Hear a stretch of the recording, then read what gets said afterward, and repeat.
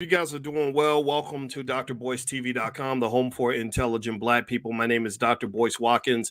Today, we're going to talk about this special prosecutor named Fani Willis. Fani Willis is out of Atlanta, and she is going through the ringer over an alleged inappropriate relationship with one of her coworkers. And there's a lot to really dissect here in terms of love and money. And as you guys know, my wife is a relationship therapist. I'm a finance professor.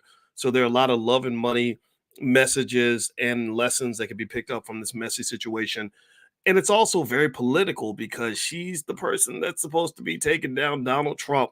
So we're going to talk about this. I'm going to dissect this in a way that's different from mainstream media. So get ready for that. So get comfortable, buckle up your seatbelt, hit the thumbs up button. Let me know you can hear me. We're going to get started on drboycetv.com right now.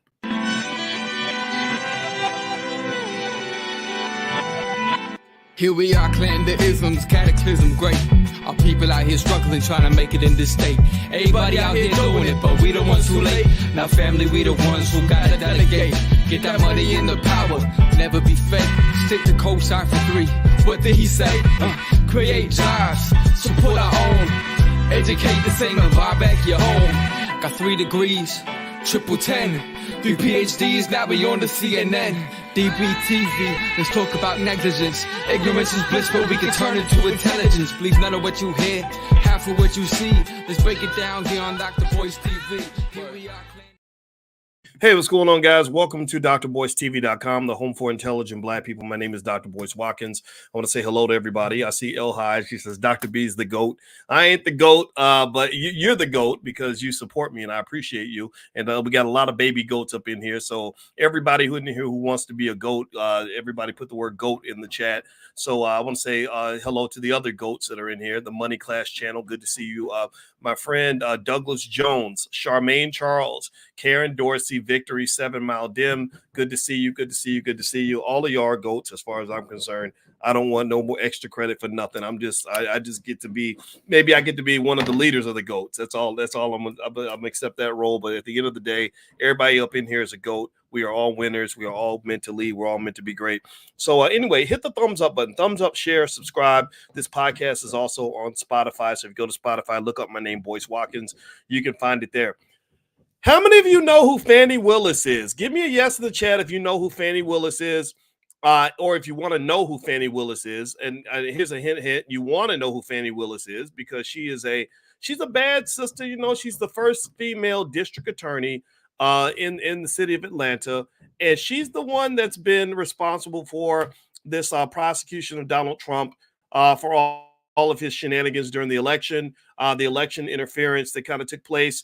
There's a lot to be said here, right? And again, I want to start the conversation by allowing us to agree that we are allowed to have whatever political opinion we want. Give me a yes if you agree that we can disagree on this Democrat-Republican nonsense and still be friends.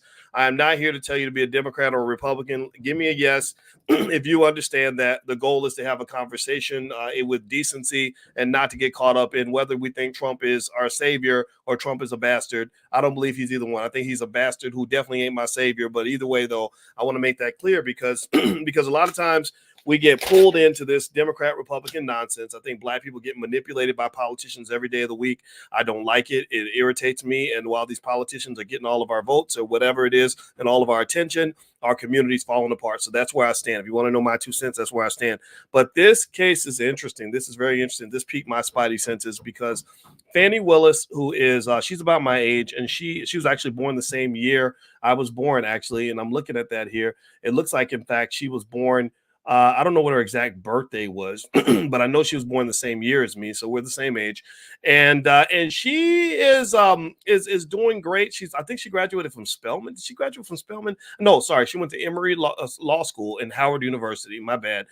Shout out to Spelman though. Spelman produces a lot of extraordinary women. I don't think I know a single loser who went to Spelman. But Fani did not go to Spelman.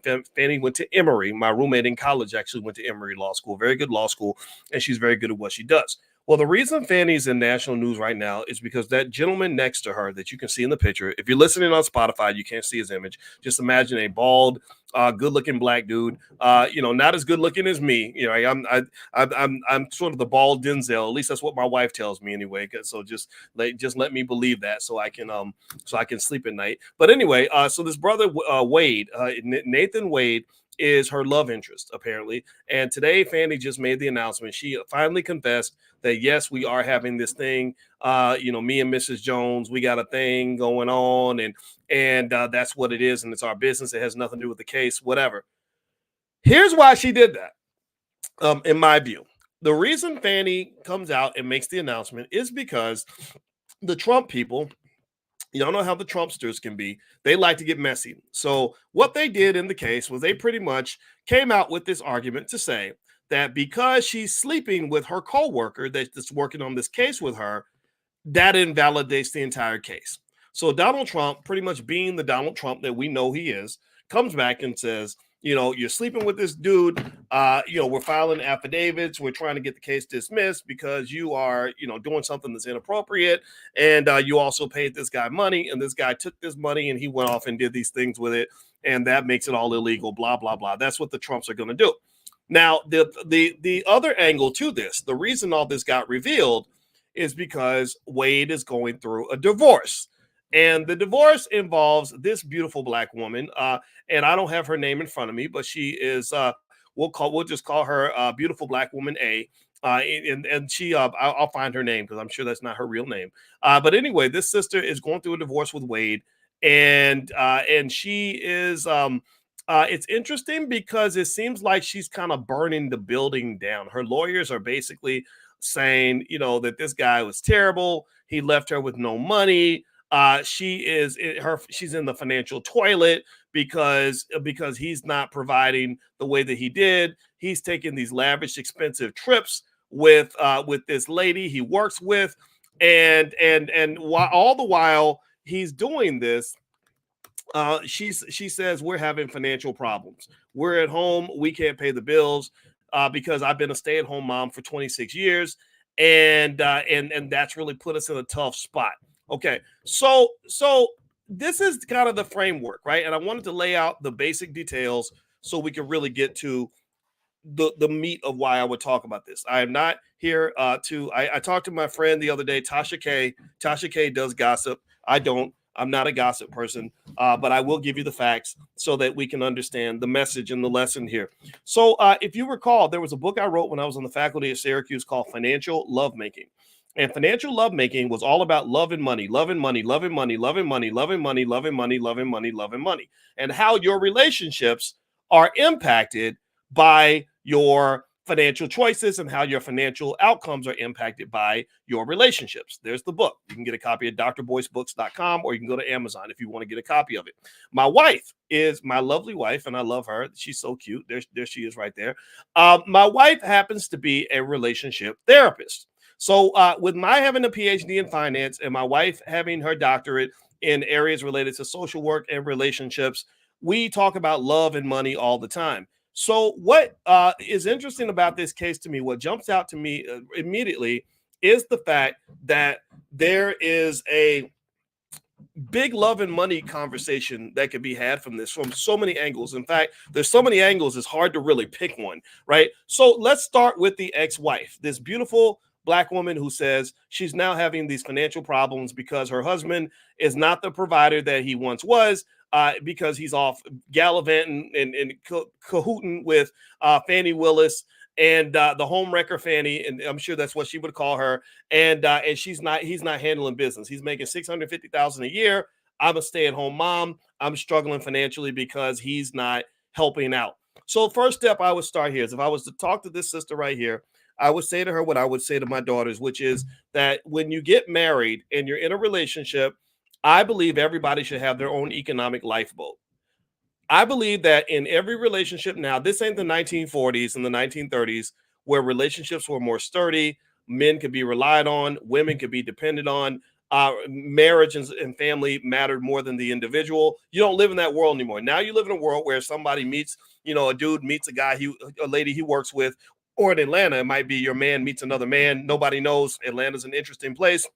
And next thing you know, this thing that you've invested in for 26 years, she's invested 26 years in being the stay-at-home mom. Now she claims she's financially destitute because the primary provider has decided he wants to go kick it with Fani as opposed to kicking it with his wife. I'm not judging that. That's just what it is. That's life. But one of the things I would have said to her is that it is highly risky in this day and age to be a stay-at-home mom with no sort of financial plan B. Right. And in fact, this is one of the reasons why marriage makes sense to some extent, because marriage is a legal contract that protects you in the event that the partner decides to bounce out and dump you. If that was just her baby daddy, or she was his ride or die, or he was baby mama number 3, she would have no protection whatsoever. So ladies, I just want to make it, you have to understand there's a difference between being the wife and being the baby mama, or being the wife and being the ride or die, or being the wife and being the side chick, or the wife and being the main squeeze and all this other stuff. Or when people say that we're just like a married couple,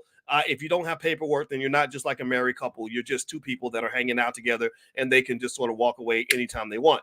One of the benefits of marriage is that it makes it a little bit harder to walk away. Now, Brandon makes a great point. He says this is her plan B. And I do agree with that. That's actually an excellent point. I think the challenge now, though, is that she's going to have to fight for that, right? In the midst of her trying to get back on her financial feet and get from him what she feels she deserves, which I believe she's going to get that. She has to kind of bite, kick, scratch, and claw and go through some economic pain in order to get there. So perhaps a way to protect against that might be, number one, while you're in that marriage, that 26 years, I think that in terms of finances, I think there should be a his and a hers and an ours in terms of money. Me and my wife do that. My wife has her money, I have my money, and we have our money, right? Our money goes to pay for the household, take care of the kids. My money is my money. Her money is her money. And I think that's one way to possibly think about it. Also, I think that you have to be thoughtful about letting go of your ability to have some control over the finances, because it sounds to me like this poor lady's kind of gotten hit pretty hard by this period of time in which she's fighting for this divorce and not getting the financial support she deserves, right? Again, I'm not taking sides on this. There's no side to be taken, but I think that that's interesting. Now, if you look at his side of the picture, here's the thing. This is what I like to do. I like to look at everybody's perspective. So from his point of view, where the financial lovemaking lesson comes into play, in my opinion, is that you have to really be thoughtful about who you marry and who you are indebted to in terms of who can really mess up your spot. So here you are, you're Nathan Wade. You just got this great opportunity to do this high profile job of working on the Trump case. I imagine that's a big deal for attorneys. You're in the national spotlight. I heard he did a great job. Now on Fox News and stuff, they're trying to make the argument that he's not qualified. I ignore Fox News on that, because Fox News tends to believe every black person is unqualified for their job if they're not a Republican, right? And that's what, and the Democrats do the same thing. If they see a black Republican, they say, oh, he's no good. He's a slob. Daniel Cameron is unqualified. But that's what they do. They use you if you are in the same political party. If you are black and you're a Democrat, the Democrats love you, Republicans hate you. If you're black and you're a Republican, Republicans love you and Democrats hate you. It ain't got nothing to do with your race. It has to do with your place. It has to do with the political party you're affiliated with. A white Republican will love the shit out of a black Republican because they can use you in order to get other black people to become Republicans and use the struggle of black people to get them to come to the Republican side. That's what they do. That's what Candace Owens does. She'll say, oh, the Democrats, they're a bunch of pimps and they're mistreating black people, so everybody should go be a Republican like me. And then the Democrats will say, no, the Republicans are terrible. They're going to come kill you. They're a bunch of racists, so you should be Democrats like us. And I'm just the guy who says, I don't believe any of you bastards. I don't believe any of you sons of bitches. All of you are liars. None of you are stepping up. None of you are ready to pay those reparations. None of y'all are ready to run me my money. None of y'all are ready to give back the assets that your ancestors stole. Pay attention now. Now, we study this every Wednesday. If you want to know this in the Black Business School, every Wednesday we're studying Powernomics. We do free Powernomics training every Wednesday night. Actually, text the word greatness to 87948. I'll send you an invitation. Text greatness to 87948, and I will send you an invitation to our weekly Powernomics training, because if you read Dr. Claude Anderson books, what happens is that you gain insight into exactly what's wrong, how things operate the way that they do, and why Black people are consistent political pawns. In fact, one area where we are constantly used as pawns is in dumbass cases like this. First of all, I think it's absolutely ridiculous that the Democrats think that it's a good long-term strategy to prosecute your political enemies. I don't think that that's going to work out well for them, because for every crime that you can accuse Donald Trump of committing, Hunter Biden and Joe Biden could be accused of just as much stuff, right? And don't think that for a second that after the Republicans get certain amounts of power, that they're not going to start going after Democrats and trying to send Democrats to prison. So this is just a slippery slope that you're going down. I think that this Trump prosecution is a bad idea. It's only made this man more popular. If this man even gets an inkling of a chance to run for president, he has a very good chance of winning and kicking Joe Biden's ass. But I think that the Democrats are probably thinking about that. I'm sure they're going to get somebody else. Like maybe they'll have Michelle Obama run with The Rock as her running mate or something. It'll be something ridiculous. And then I think they might have a chance. But I don't know. I'm not here to be a political pundit. I'm just here to say what it is. And I'll just tell you this. I'm not really interested in politics. Just this week, I was asked to invite Robert Kennedy onto my channel. And I thought about it. And I was processing, like, where do Black people benefit by this guy coming on my platform? And I was like, I can't think of any benefit for Black people. So I said, no. I said, I don't really know why. Why am I going to spend 2 hours of my life listening to a politician when I don't think politics is the answer for Black people? I don't think that's what's going to get us where we need to get to. So I get tired of us being used as pawns. So in this case, what's interesting is that as they go after Trump, notice that the race of the prosecutors first you got Fani Willis down in Atlanta, then you got Alvin Bragg up in New York. They always pick the Black person to go after Trump, right? Because they want to make this Democrat-Republican thing into a race issue. In fact, does anybody else notice how often they show the pictures of the 3 soldiers that got killed in Jordan this week? Anybody seen that? Where the 3 soldiers, what do you notice about the 3 soldiers who got killed in Jordan this week? Anybody notice that? I'm gonna give you a moment to process that. They were all Black. They're all Black.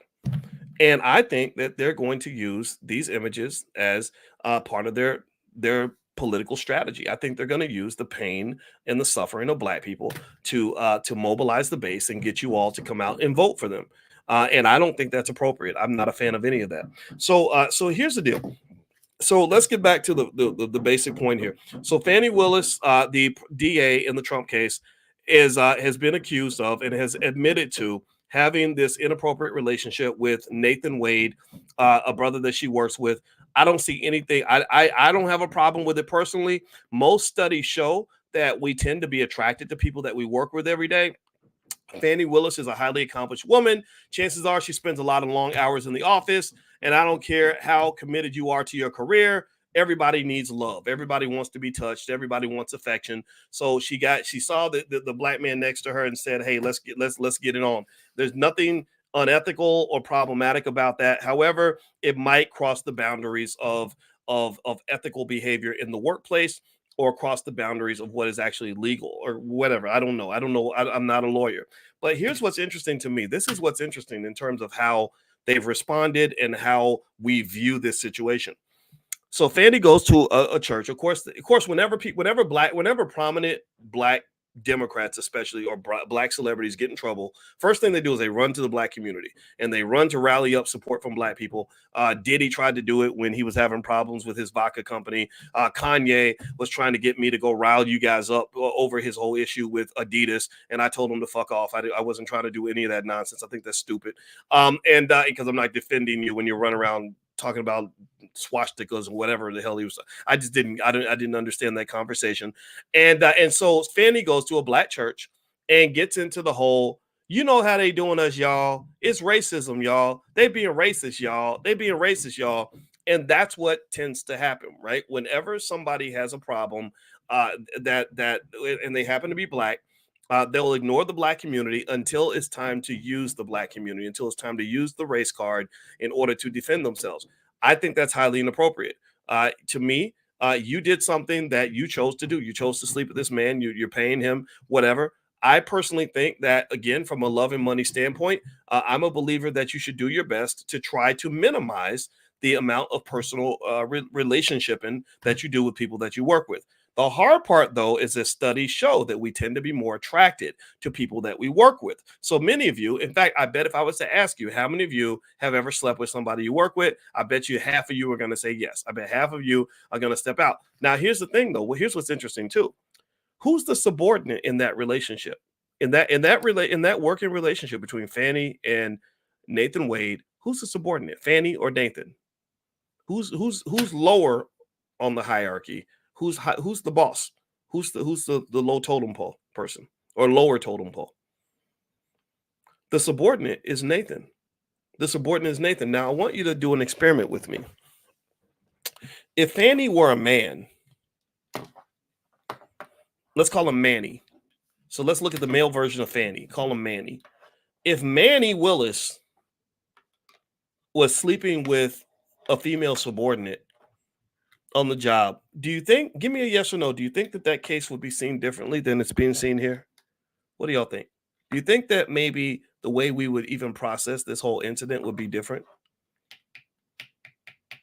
Anybody heard of a guy named Tavis Smiley? Anybody remember what happened to Tavis? How many of y'all remember what happened to Tavis? Remember Tavis Smiley? Tavis, tall, good-looking brother, powerful, wealthy, everything women want. That's what women like. They like the tall, intelligent, powerful, charismatic. He had all those things. And the ladies liked him. So Tavis, he did what human beings do. He had sex. My God, I don't know. I didn't know that was a crime. And PBS fired him. They fired him. In fact, they didn't just fire him. They made him look like he was damn near like a predator. Like somehow he had done something highly immoral, highly illegal, highly problematic. They destroyed that man. And I was not a fan of any of that. I said, wait, you're so now we're prosecuting people for having sex? And so, and anybody who cheers for that kind of nonsense, I want you to be careful, because now Fanny's going to be hit with those same ideas that she probably supported because she was, because she's a Democrat, right? And the Democrats are the ones who push this nonsense that if you sleep with a coworker, somehow that's the same as assault. And I don't believe that because in many cases, I have seen many cases where a wealthy, powerful man who was the boss will be hit on consistently by women who work for him. Because if you read any book on biology, you read any book on human sexuality, human attraction, you will find, ladies, please confirm this. Please give me some slack on this. Please give me a yes to let me know you understand where I'm coming from. Women are attracted to men that are wealthy and powerful.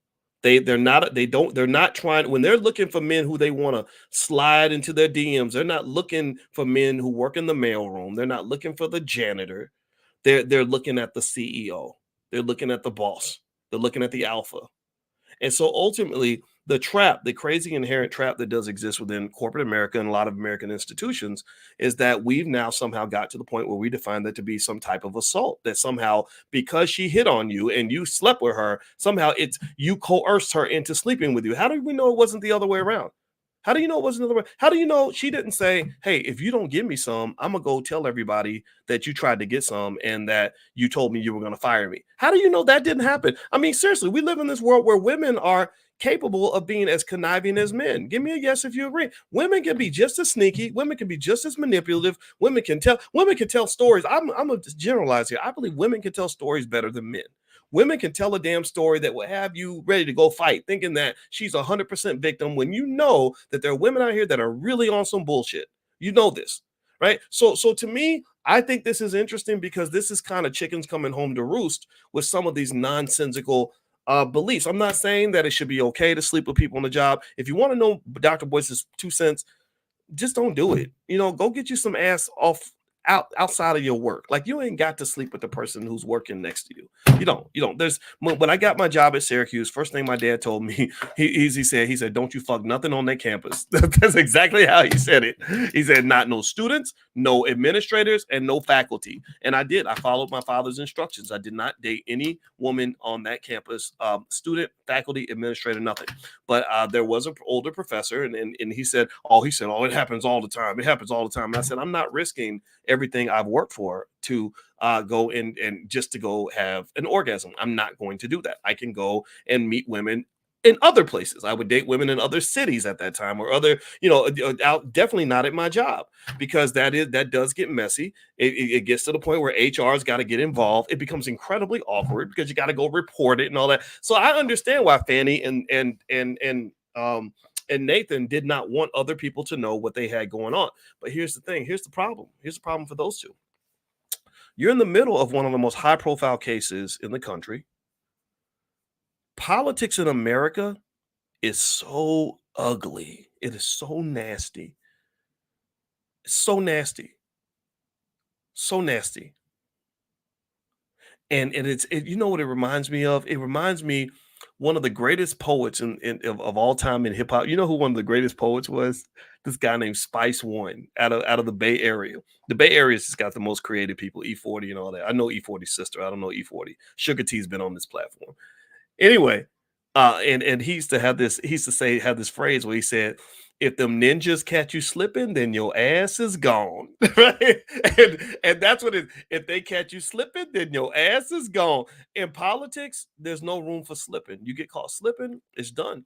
And I think that if you're gonna go about the audacious act of trying to prosecute Donald Trump, a guy who has been in more litigation than anybody can imagine, who's battle tested like no other, who's got millions of people at his back, you got to really be on your P's and Q's. It's very difficult to take on that task. They're going to get dirty with it. So what they've done here, in my view, with this Trump case is they have basically gone to the court of public opinion. They have laid out a framework to say, this black woman is highly unqualified because look at her. She ain't even disciplined enough to think about who she's fucking. She's fucking her coworker. Her coworker was only hired. He was unqualified. He was only hired because she wanted her side piece to be nearby, and he's a homewrecker. New York Daily News wrote a whole piece about how his ex-wife is struggling financially while he's off gallivanting with Fani Willis into going to these other countries or whatever. And it's all about creating that narrative. Right. And the narrative can be compelling. Now, how is this going to affect their professional standing? I don't know the law in Georgia. I don't know that part. But I do know, just from a common sense standpoint, one of the things I think that this is really showing is that in leadership positions or in the battle tested scenarios, you have to be thoughtful about your vices and also thoughtful about how what roles things like sexual discipline play in terms of your ability to be successful. I'm not saying anybody gets it right. We all mess up. We all make mistakes because love, again, I talk about this in financial lovemaking. Love is powerful. Attraction is powerful. Sexuality is powerful. It's very, very hard to override all that. Like we think we can as humans, but I don't believe that you can. I think that when somebody just really gets you, there's a risk. There's a chance you take. But then at the same time, there are some people who take more chances than are necessary. And I think that as men, we're encouraged to take stupid chances when it comes to sex. We are trained to go risk it all over a big butt and a smile. We're trained to chase every piece of tail we can find. And I can tell you guys that just because it's available to you, just because the opportunity is there, doesn't mean you always have to pursue it. I think that you have to really balance whatever it is that you want out of that situation with what's at stake. What's at risk. And I would argue this, and this is something you need to tell your sons, especially if you have a son. We have a son who is 6'9", as handsome as the day is long, and super, super smart. So the minute I took him to a college campus, I saw the little girls, white, black, and otherwise, all looking up at him, and kind of smiling and giggling and blushing and showing all the signs of female attraction as he's walking through the hallway, right? He has no idea. He's like off in the clouds mentally. His brain is off somewhere else, but he doesn't understand all that vagina that's about to be tossed at him as soon as he hits the campus. So I had to have talks with him. I said, look, I'm not here to tell you what to do, but I'm going to tell you that I think you should enjoy your life. But at the same time, you need to understand that every woman that you ever lay down with, you are vulnerable to that woman. Every woman that you ever lay down with in your life, you are transferring power to that woman. You are engaging in what we call in finance, what they call the moral hazard problem. You are transferring power to her. Every woman you lay down with, if she's a liar, she can go say he raped me and it ruined everything, ruin your whole life. If she is vindictive, she can come back and destroy your stuff, cut your tires and all that, and society will let her go. For some reason, they'll let women behave like predators and nobody thinks it's a big deal. But if a man does the same thing, it's treated completely different. She can get you fired from your job She can go to HR and say he sexually harassed me. I slept with him, but he forced me to do it. Whatever. She can come back 25 years later and say, "Oh yeah, he did this to me 25 years ago. I ain't got no evidence, but you need to pay me $10 million, or I'm gonna go tell all the media, and they're gonna put your name in the headlines, and you're gonna lose 10 times more than that." Right? She can extort you. She can exploit you. She can harm you in so many ways. So the reality is, pay attention. Now, this is the point I'm getting at. I hope I want to say it in a way where we can agree that I'm not sounding anti-woman here. I'm not saying I'm just pro-truth. I'm pro-honesty. I'm pro-common sense. And I don't hear enough people having these conversations. That's why I'm having this with you right now, is that you got to teach your sons to be really careful. Look, men are going to be men. We want, we see a pretty lady. Sometimes we want to go pursue that. And I think that you should. That's what God put you. I mean, you're on earth to reproduce. That's okay. Right. But this culture gets so many of our men in trouble because you see guys going down left and right over a $2 piece of ass that don't mean shit. That don't mean nothing. A woman you could have easily passed on and still you got 100 more you could have pursued. But for whatever reason, somebody told you that every time she looks good and she offers it up to you, you're supposed to take it. And I just think that is a flawed strategy. I think any man who wants to be a winner and be successful and be a king or whatever you're trying to do, you got to really think carefully about any woman that you decide to connect yourself with or involve yourself with. And then at that point, you're still vulnerable, but at least you were selective in terms of how you did that. Like, I'm very vulnerable to my wife. If my wife decided she wanted to blast me on the internet and go out and do exposés, here's the real Dr. Boyce. Let me tell you what he did. He's abusive, y'all. He acts like a nice guy, but really he was beating my ass. My wife could do all of that. And you know what would happen? Everybody would believe her because I'm a black man, and everyone believes black men are dirt. Everyone believes black men are inherently criminal. Everyone believes black men are inherently abusive. So people would just buy it. No matter what I said, the more I try to refute it, the more people will say, "No, you're just gaslighting. You're just a..." So when I pick my wife, I pay close attention to what kind of person she is. Are you an honest person, or are you a liar? Are you a decent human being, or are you a manipulator? Are you a person who's going to go out and say something that isn't true? Are you a person who's going to go blast our personal business out on the internet? I don't even understand that. When people go out and they talk about all these, they're like, "Oh, I slept with so-and-so," or whatever. I think that's the trashiest shit you could ever do. I don't understand that. Why in the hell are you telling the whole internet that you slept with this person? There's a whole industry around that. "Oh, I slept with this guy, and let me tell you about what he does in the bedroom." That's inappropriate. Kissing and telling to me is ridiculous. It's low class behavior. But people are doing it now. It's an industry now, right? And the more you become prominent, the more people know who you are. The more interesting it is when someone can go out and say, "Oh, I got a Boyce Watkins story. I slept with Boyce Watkins." Let me tell you. But you don't really hear stories like that. Why? Well, because even in the midst of me, I suddenly became handsome when I made a lot of money and I became a pseudo internet famous or whatever. I became handsome, right? And suddenly there were women that were interested, quite a few, and I selectively picked the ones I would date before my wife. Don't tell my wife I told you this, but really I would selectively pick because I didn't want somebody who was going to be like, "Oh, let me tell you, Dr. Boyce, I would." No, that's not. So what I think doesn't occur is I don't know if we are trained early on understanding and respecting the power of love, sex, and connection. Right. And I'm not accusing Wade of any of this, right? I'm not saying that Nathan Wade is a prototype of this at all. I don't know this man in that way. I will say, though, that the fact that his ex-wife is now his enemy is very dangerous for him. She's now the person her and her attorney are doing everything they can to blow up his spot. Apparently, she's got this rivalry with Fani Willis. And basically, as a result of that rivalry, the attorneys are lobbing allegations back and forth. I think Fani came and said, the reason he left her is because she was cheating with another man. And the attorney came back and said, not only is that untrue, but you're violating the rules of your position. Like, you're going to get disbarred by even saying things like that. That's how messy it's getting. So it's really getting like just kind of ugly. And these things happen, right? This happens.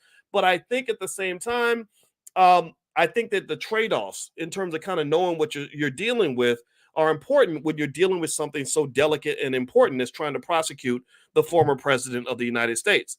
You have to keep the messiness to a minimum. And the fact that your wife is getting messy with your new chick, that might mean maybe Wade, if I was his friend, I would say, I don't really know if start screwing Fani. She's cute, but maybe there's some other women out here that you can hang out with that are not going to create such a chaotic situation, or maybe you got to focus a little bit more on your wife. I don't know. I don't know what the solution is because every situation is different, but I know right now he's probably stressed out because very few people can really dump dirt on your reputation more than somebody who knows you as well as your spouse. Right. And also she has the moral standing of being the victim. So she can come out and tell these stories like, oh my God, we're struggling financially. What are we going to do? Right. So that puts a financial burden on him. Again, love and money. This is the connection here. That puts a burden on him where someone might say to him, look, take care of your wife, give her what she needs. So she's not going to go out here and use her public platform to try to embarrass you. Right. And that becomes very costly. And this is why when I was explaining to our son that every woman you sleep with, every woman you date, every woman you marry has something on you. She has leverage over you. That means you have to be selective. And then also certain people, you just know, like, okay, because I've engaged with you on this level, I now have to take care of you. I have to make sure I don't mistreat you and piss you off or harm you or abandon you because now you have something that you can use against me. Do you understand? So the more you have to lose, the more you have to be thoughtful about being in situations with people who have nothing to lose. So you're a person who doesn't want to be embarrassed. You don't want to make it into a public spectacle, but then you've got this other person who doesn't care. They're like, I don't care. I don't care who gets embarrassed. I'm going to pull you in the mud with me. And the next thing you know, it just becomes a big shit show, which to me that's what I see. When I look at the Fani Willis thing, I just see a big shit show. And honestly, I feel bad for everybody involved. I completely understand it. We've all seen situations where one person breaks up with another person and then starts sleeping with somebody else. There's nothing crazy unethical that's going on. But when you mix Donald Trump in the mix, it just becomes a problem because now you've got something that's political. It affects them professionally. And to me, this is the ultimate. This is a really interesting scenario to think about when you're really trying to think about how love and money connect. So what I would encourage you to do is as you're picking your relationship, if you're a person that's a professional, if you're a person that's trying to build a business or build a reputation or whatever, I would encourage you to vet anybody you sleep with or anybody you date or anybody you marry the same way you would vet a stock you're going to invest in or real estate that you're going to purchase. You got to look at all the risk factors and you have to ask yourself, like, what if this goes bad? Is this a person who would divorce me quietly and just move on about their business? Or is this a person who's going to burn the whole house down and ruin my reputation and try to take everything with them? It kind of really varies from situation to situation. Okay.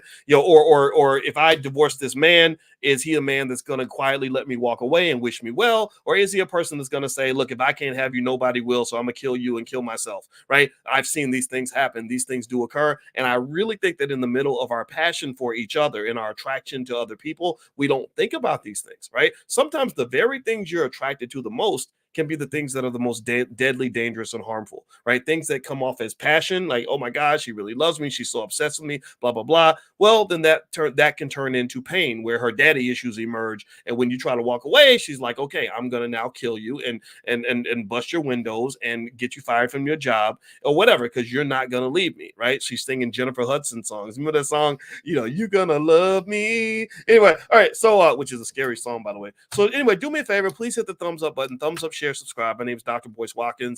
And if you want to check out this podcast on Spotify, you can look up my name, Boyce Watkins, on Spotify or Apple. It's there. Also, I'm a stock guy. I believe in stock market stuff and all that. That's what I'm big on. So if you want to get investment ideas or investment information or ways to get started on stock market investing or a training on how to make money without working, just text the word stock to 87948. Text stock, STOCK, to 87948. So a couple more points I would make on this case. So right now with Fani Willis, where the situation is it appears that Fani just made the announcement that she is sleeping with this guy. And I think that is interesting to me. I think it's interesting that she made the confession. I'd really be curious from a strategic standpoint why she chose to make the confession, because I think up until this point, it wasn't clear that they had the relationship. I don't know what kind of evidence they had or did not have. So it sounds like she's kind of laying it all out there and she's saying, yeah, we were sleeping together, but so what?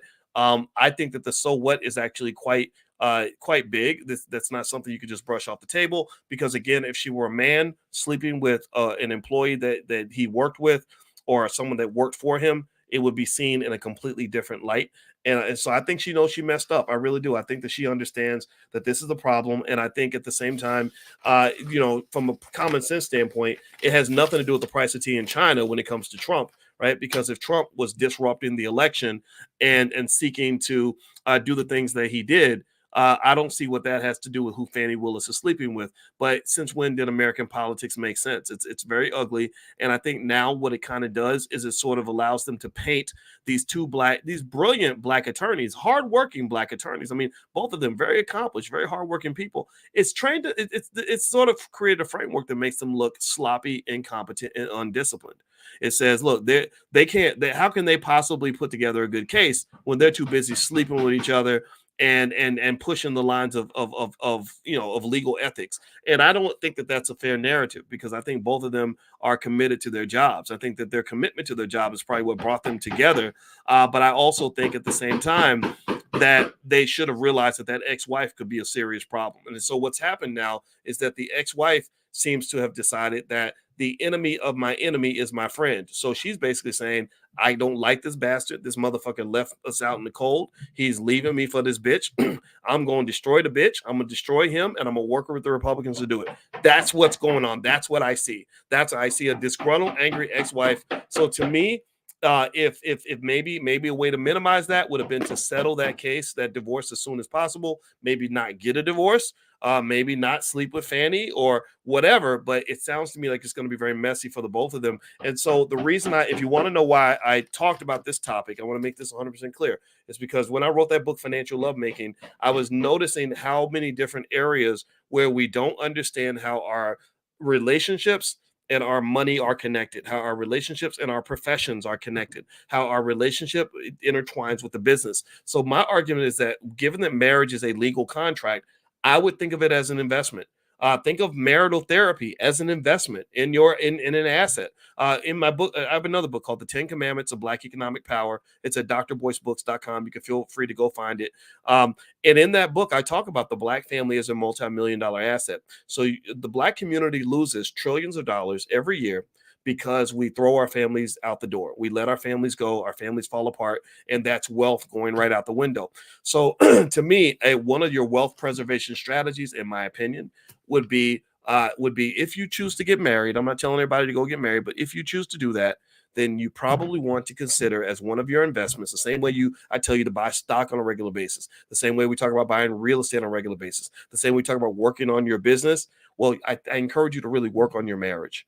Work on your marriage, work on your family, work on your relationships, because here's the other deal. The truth of the matter, again, I don't know, 26 years of marriage, that's a long time. Wade and his wife have gone through a lot. There's no telling what they're feeling right now, but I'd be willing to bet you that if he sort of looked at it like this and said, okay, I'm an ambitious attorney. One day I want to be mayor of Atlanta or whatever he's trying to be.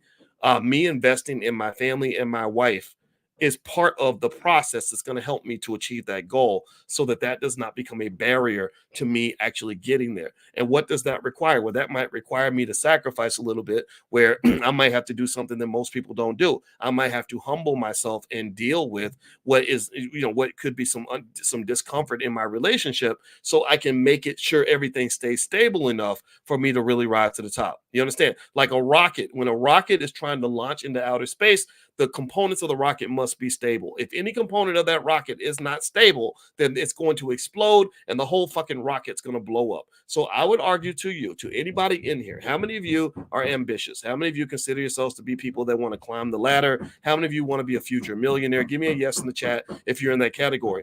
I will tell you that one advantage on wealth that I don't think many people talk about is you really got to look at your family situation, who's around you, because your family can either be an asset to you, or at the very least, you don't want that to become a liability. And I kind of feel like in this particular case, where they're in the public eye and they're getting all this national media attention, this job opportunity could propel them to something greater. Now it just looks like a big shit show because you got the ex-wife who's mad because you didn't give her enough money to pay the bills on your way out the door while you all fucking this bitch that you're working with. That's what I think his wife is thinking. I didn't mean to say it so crassly, but you get what I'm saying. Y'all understand. That's what I'm seeing right now. So anyway, that's me breaking it down. I know I probably offended somebody when I said this because I got friends in Atlanta and I probably know people that know Fani Willis, but it's not meant to be disrespectful. They can continue this case. I told you from a political standpoint, I'm not a big fan of prosecuting your political enemies. This whole Trump prosecution, in my opinion, is very political, and I'm not in favor of it at all.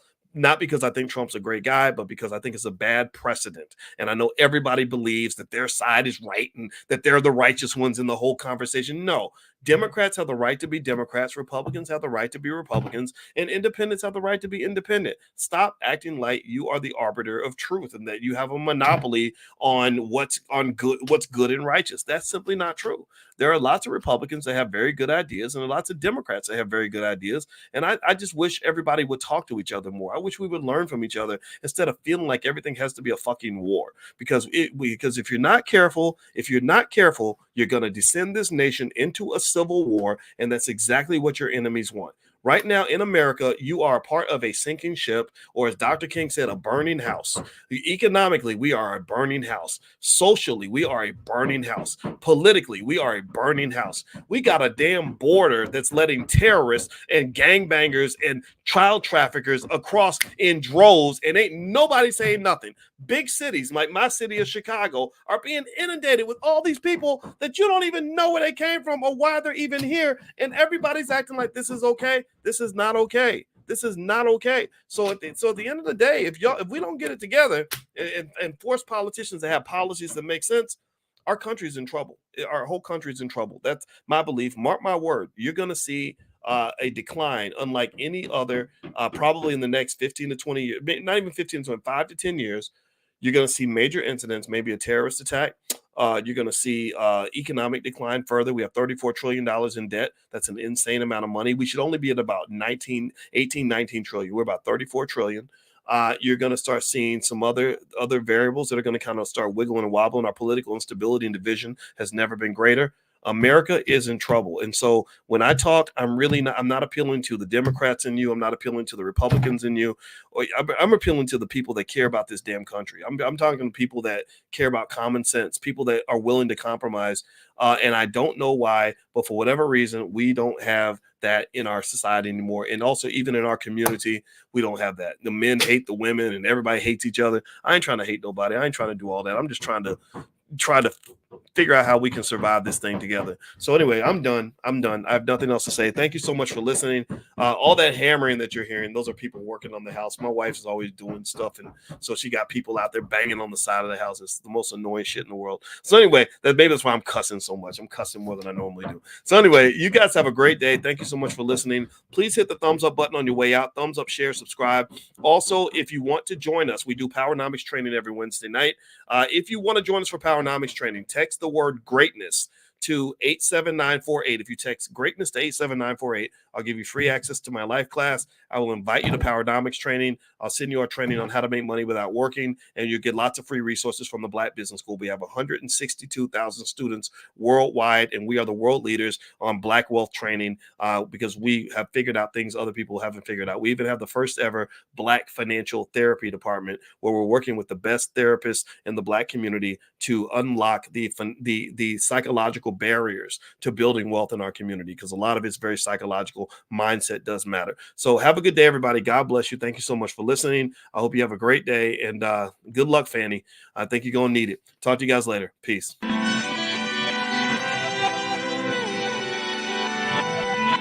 Here we are, clan the isms, cataclysm great. Our people out here struggling, trying to make it in this state. Everybody out here doing it, but we the ones who late. Now family, we the ones who gotta delegate. Get that money in the power, never be fake. Stick to co-sign for 3. What did he say? Create jobs, support our own. Educate the same and buy back your home. Got 3 degrees, triple 10. 3 PhDs, now we on the CNN. DBTV, let's talk about negligence. Ignorance is bliss, but we can turn it to intelligence. Believe none of what you hear, half of what you see. Let's break it down here on Dr. Boyce TV. Here we are.